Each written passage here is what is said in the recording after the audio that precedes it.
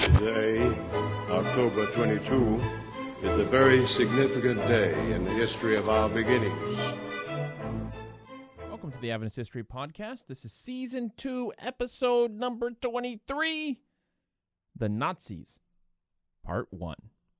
Last time we talked about Judson Washburn and how he turned his bullying tendencies into a holy crusade against other Adventists, particularly William Warren Prescott.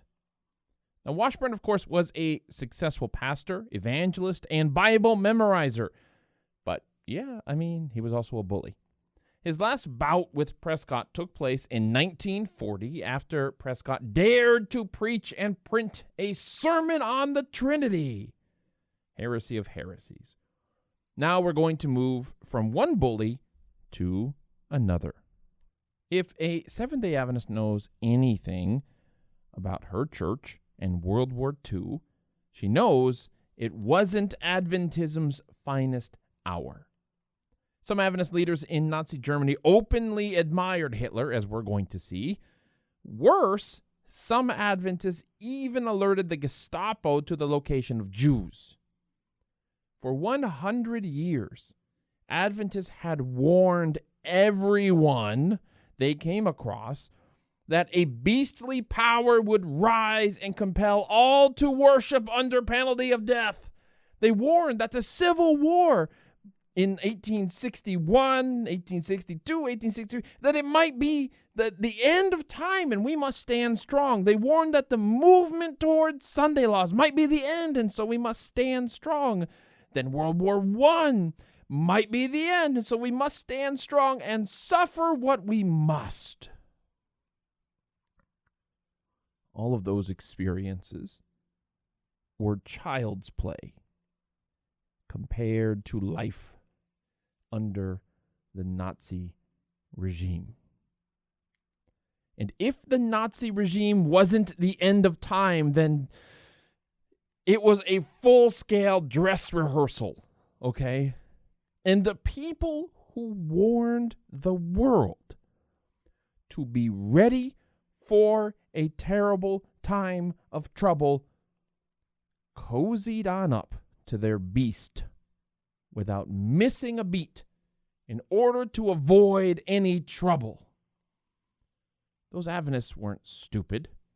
They saw the Nazis for who they were. Many of them did, at least. They were under no illusions. Adventists are trained to identify beasts, even if they look like lambs. When you stop and think about it, the failure of German Adventists to be ready to meet the Nazi apocalypse just shatters your own spiritual self-confidence as an Adventist. How can Seventh-day Adventists ever, after, be too confident that they are ready for the end times when they weren't ready for the closest thing I think anybody in the 20th century really got to it, okay? No matter how much you talk about the end, no matter how much you pray and study, once you know about the church in Germany in the 1930s, won't there always be a part of you that says, are you sure you're ready? Because Adventists weren't ready in Germany twice. And if the dress rehearsal didn't go well, how confident are you about opening night? Well, you might be more confident if you thought Adventists had learned from this painful lesson, made some adjustments to their game plan. But most Adventists that I've come across know almost nothing about this monstrous moral and spiritual failure in their history. The world was ready to put the Second World War behind them as quickly as possible, including the Seventh-day Adventist Church. And so the books that flew off of denominational presses after the war praised the individual Adventist heroes who kept the faith in the face of adversity. And if you grew up in the 40s, 50s, 60s, you would have been excused for believing that Adventists in Germany handled the Nazis bravely and with honor. Because those are the kind of stories we told ourselves. And those stories were true, by the way. It just wasn't the whole story. The story of the Adventist Church in Germany is more complicated than it seems, which becomes clear, I think, when you look at the church's apology.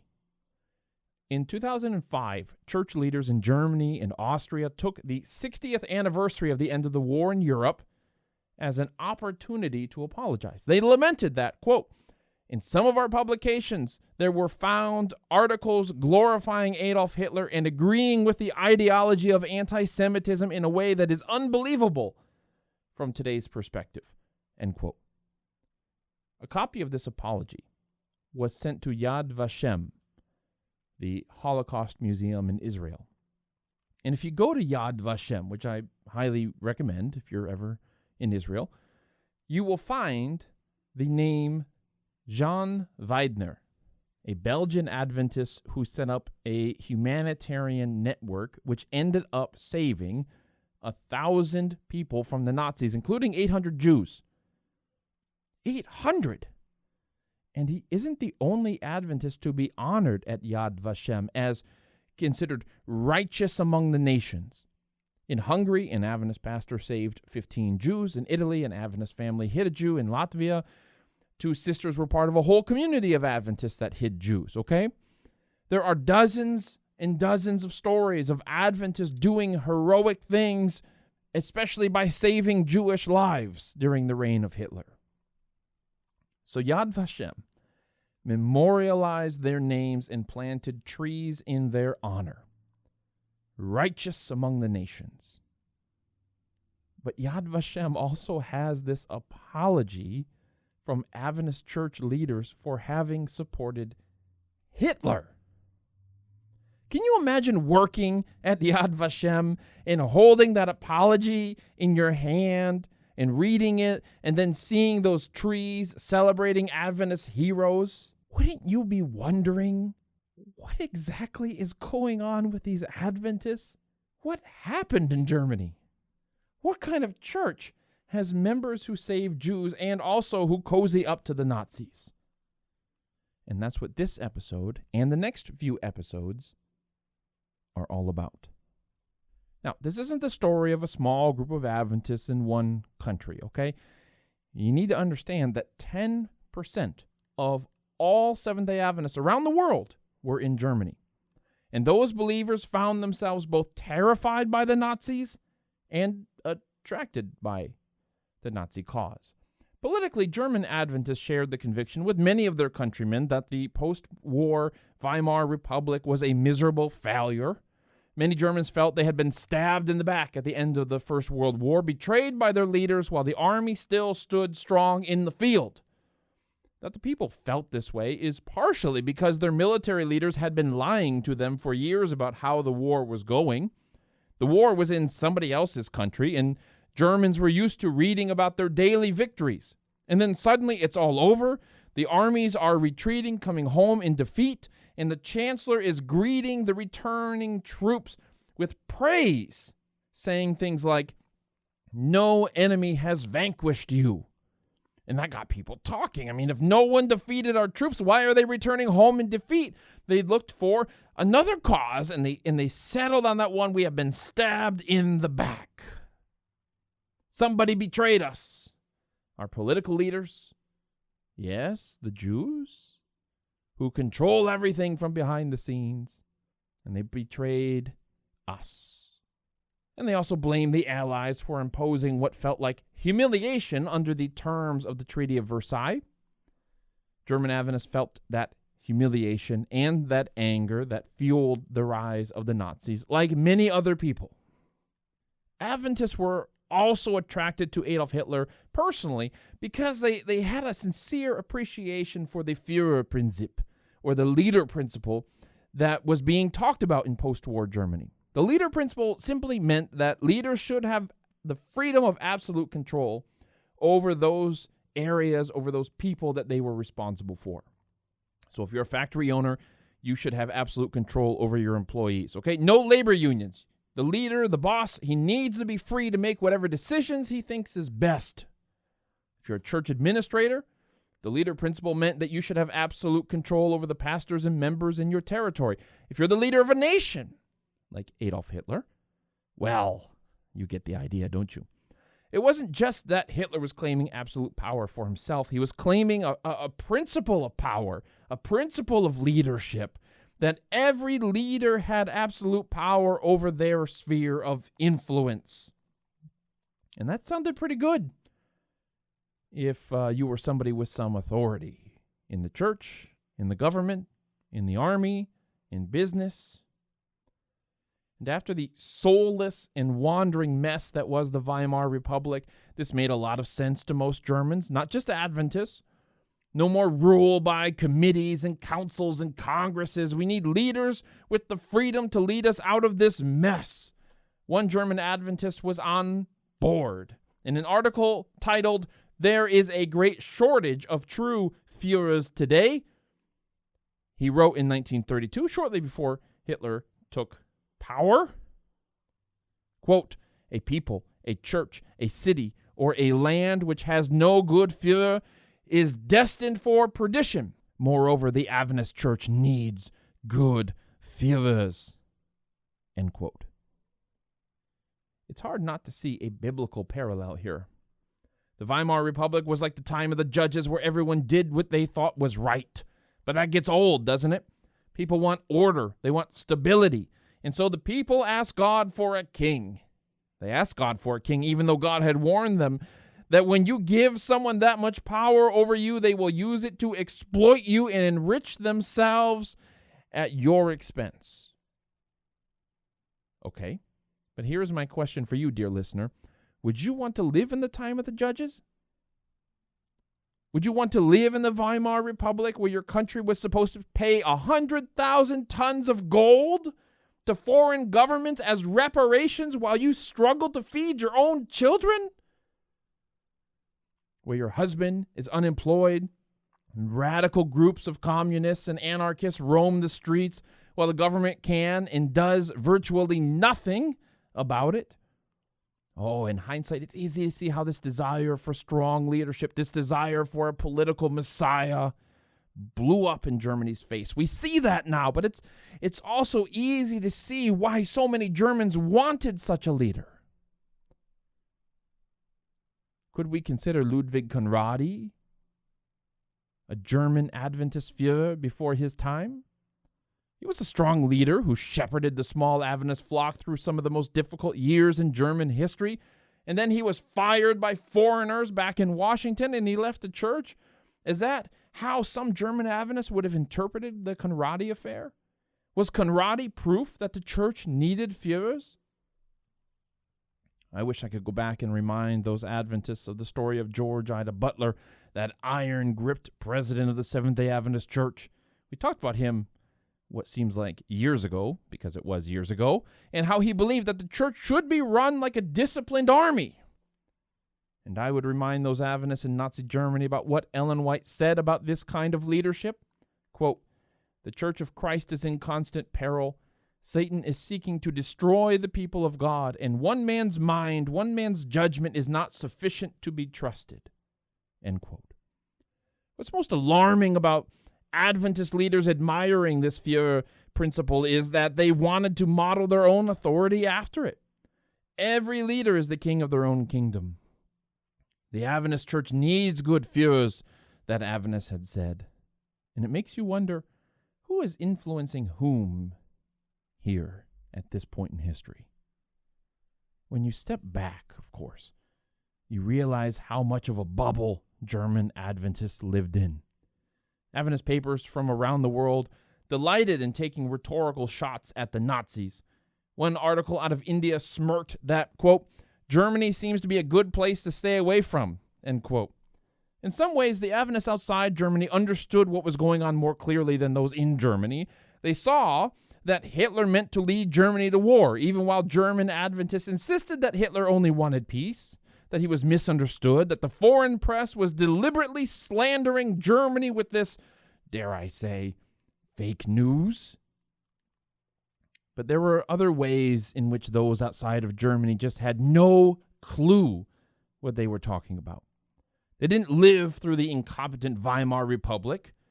For example, an Adventist in Australia wrote, quote, "In Germany, Hitlerism is destroying every democratic right of the people. Even the members of the cabinet must obey Hitler's orders or face arrest," end quote. They talked about how Hitler forced through the Reichstag, quote, "an enabling act which secured him dictatorial powers for 4 years," end quote. It's not that this is technically untrue. It's that it misses the point from the perspective of most Germans at the time. The outsider looked at Hitler's consolidation of power as a terrifying thing. But most Germans looked at it as a necessary thing in order for Germany to have strong leadership, in order to escape the Weimar hell. They thought, of course Hitler needs more power. That was the problem with the Weimar Republic. No one had enough power and enough authority to lead us out of the mess, to solve our problems. The Republic was a creation by hostile foreign powers, the same ones who are now criticizing Germany for leaving the Republic behind. Do you see how easy it was to conclude that the whole world was conspiring to keep a boot on Germany's neck? They don't want us to be strong. They don't want us to have dignity. They don't want us to get back up on our feet. What the world saw as a dangerous dictator in the making, the Germans saw as Germany peacefully reclaiming her dignity. And Adventists in and out of Germany reflected the views of the nations they lived in. Our old friend Arthur Maxwell, editor of Present Truth in the UK, visited Germany in the months following Hitler assuming emergency powers. "My first impression," he wrote, "was one of tragedy. Nazi swastikas were flying at half-mast from every farmhouse and village that Maxwell passed when he crossed the German border. Maxwell wondered for a moment if Hitler had died and the nation was mourning. Finally summoning the courage to ask a Nazi officer, Maxwell got his reply in broken English. Quote, "Don't you know today is the anniversary of the Treaty of Versailles?" End quote. Maxwell's response was telling. Quote, "I felt crushed. What could I say? After a most awkward silence, I retired to my compartment." End quote. Arriving in Berlin, Maxwell followed a crowd to a Nazi protest of the Versailles Treaty. Our reporter tells us, quote, "Never have I seen a crowd of such dimensions. Hour after hour, processions headed by bands and bearing aloft the Nazi colors streamed in from all quarters of Berlin. There must have been at least 500,000 persons present and probably many more." End quote. The protesters carried banners that said, "Down with Versailles," and "We want freedom," and "Germany is not an..." Well, they added the N-word, let's just say. Maxwell noticed at another rally, this time with 5,000 in attendance, that the crowd maintained perfect order. No one was smoking. No one was trashing the place. Maxwell thought that this was both impressive and terrifying, and his guide explained it when he whispered in Maxwell's ear, "It is the new order." Maxwell then visited the museum. In it, he saw beautiful maps that looked like a Risk game board. There were mountains of artillery and soldiers that stood in France, in Poland, in Czechoslovakia, guns all pointed at an unarmed Germany. Another map was printed on a postcard and handed out freely in Berlin during the rally.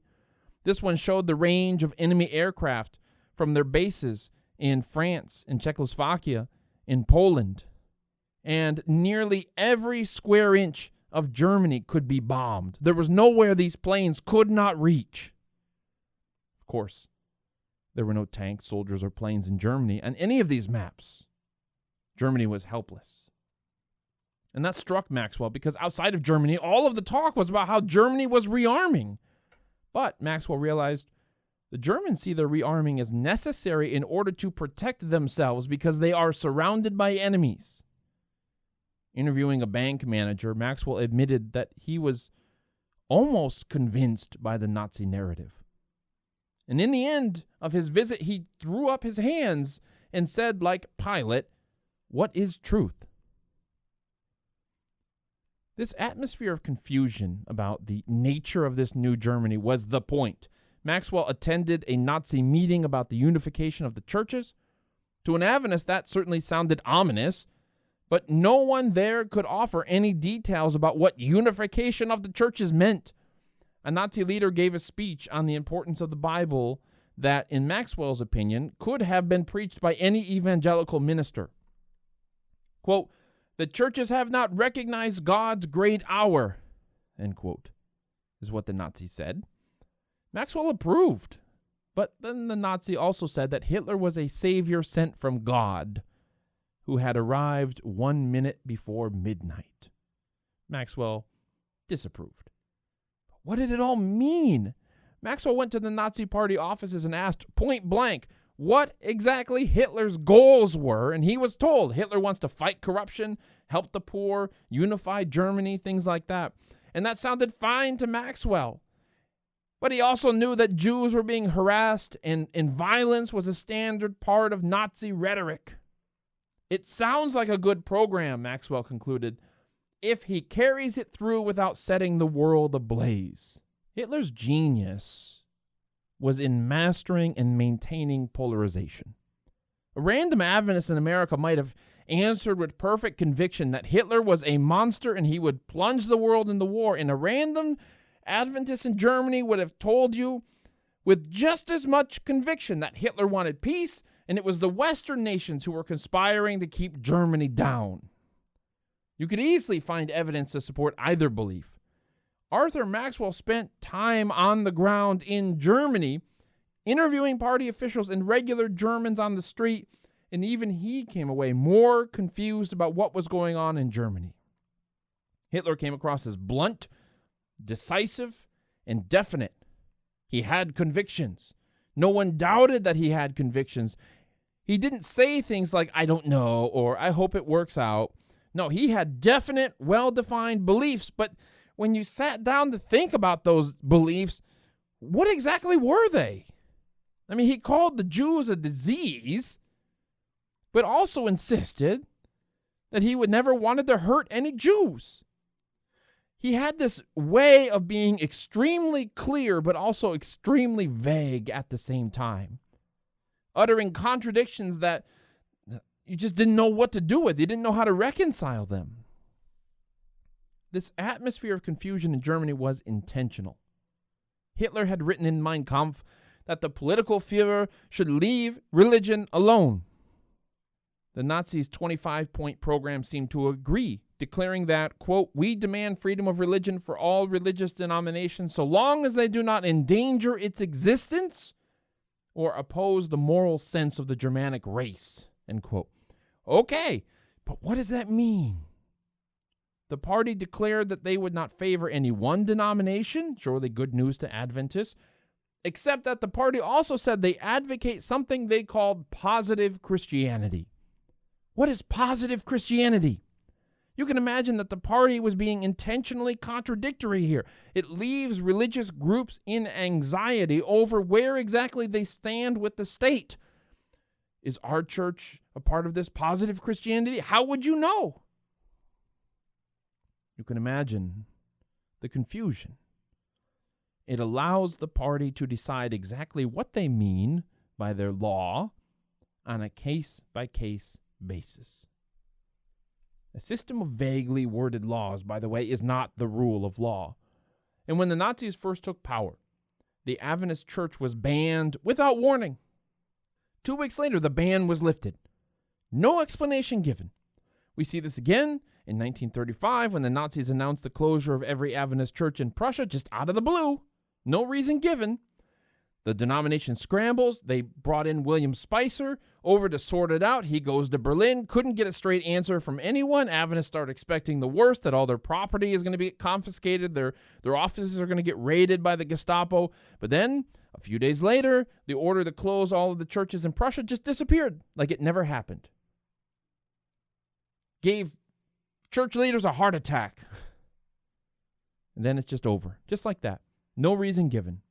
And this politics of chaos kept the church on her toes at all times, always anxious, always wanting some stability, and always willing to give, to meet halfway, to meet 3/4 of the way in order to get it, because it's just like you couldn't plan for tomorrow. You couldn't plan for a week from now. You never knew which side of the law you stood on. And while Adventists did maintain the core of their doctrine, they accommodated the Nazis at the edges. Some might say more than at the edges. Well, that Sabbath thing seems a bit Jewish. So the church changed the name of Sabbath school to Bible school, and they called Sabbath Rest Day. Sounds a little bit better, doesn't it? Adventist literature evangelists didn't just sell Steps to Christ at German doors. They also sold the Nazi magazine put out by the Race Political Office. Those aren't big compromises, right? Not all Adventists liked where their church was going under the Nazis. The Adventist church in Germany was actually shrinking in the 1930s. No doubt many Adventists saw the blatant Nazi paganism and hateful rhetoric for what it was, weren't fooled by it. And they defended the Sabbath, fought to be exempted from any work on Sabbath, typical Adventist stuff. Many Adventists initially refused to salute the swastika flag or to greet people with the Hail Hitler, with the Hitler salute. But church leadership slammed the door on any individual members who wanted to criticize the regime.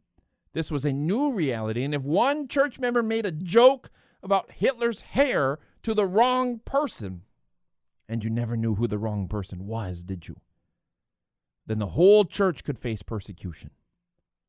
So when those Adventists said they didn't feel comfortable saluting the swastika, the president of the East German Conference told them to suck it up and play ball.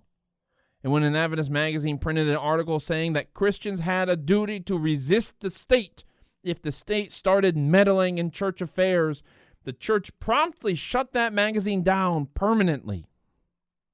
That was the last issue it ever released. One union president cautioned the church, don't do or say anything that could be damaging to us. And then he also said, don't look for the time of martyrdom. We know that there are some Adventists who resisted and hated the Nazis, but between the pressure from the Nazis and their own church leadership, they mostly kept their mouths shut. Many Adventists liked Hitler. Yes, they liked that Hitler embodied the Führerprinzip, which they thought would make Germany stronger, would restore dignity, but they had other reasons to like where Germany was going under his leadership. First, they were patriots. They were sick of being a weak country, and upon Hitler's election, one Adventist editor wrote, quote, "We have just experienced it. To be saved from hopeless sinking in the last minute when God sent our land a Führer who took strong command of the controls of the ship of state." End quote. There are dozens of statements like this, looking at Hitler as a kind of political messiah of their nation. Adventist presses defended Hitler as he annexed Czechoslovakia, saying that Germany only wanted peace, and it could only get peace by reclaiming the territory that was once rightfully hers. You can tell that Adventists had bought into the Nazi worldview when they wrote things like, quote, "Nations bristling with arms surround our fatherland, and not with the most peace-loving designs.